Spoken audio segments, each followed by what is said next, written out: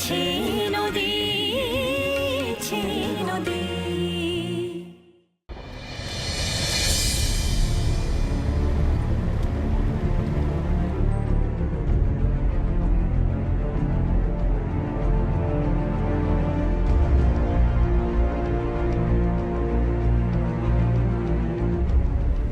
ছেলে জগিয়েছে বই।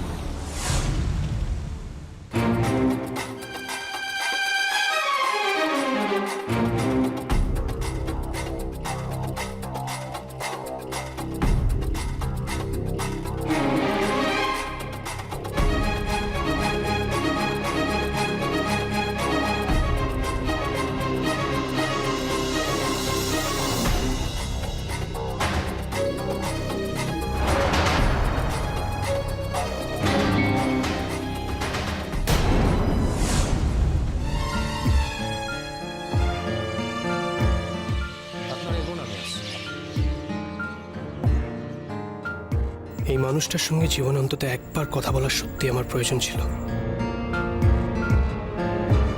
আমার জীবনটা চিরকালের মতন বিস্বাদে ভরিয়ে দিয়েছেন ইনি।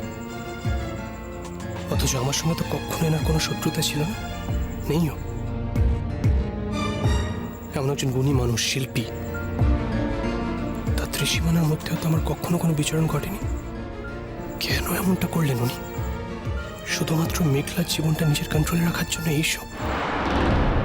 অনুরাগ, এই ছেলেটার খামখেয়ালিপনার কারণে আমার মেঘলা বেটির জীবনটা তছনছ হয়ে গেল।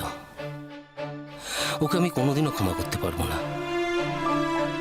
জীবনে একবার একদিন ওর মুখোমুখি হয়ে ওকে এই কথাটা জানাবো ভেবেছিলাম। আজ আল্লাহর আশীর্বাদে সেই দিনটা হাতে এসেছে। এই দিনটা আমি কিছুতেই নষ্ট করব না। আর ও তো দেখছি গাড়ি থেকে নামলো।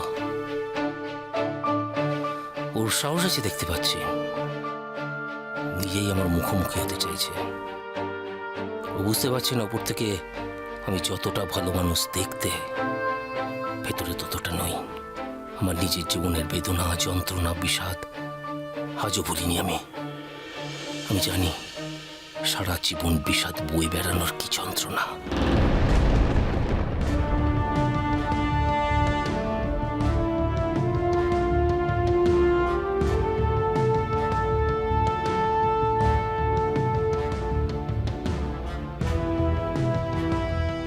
একটা প্রশ্ন করবো বলে আপনার দিকে এগিয়ে এলাম। আপনি মেহরবানি। আমারও বহুদিন ধরে আপনার মুখোমুখি হওয়ার ইচ্ছে ছিল। তার কারণ আপনাকে পেশ করার মতো একটা প্রশ্ন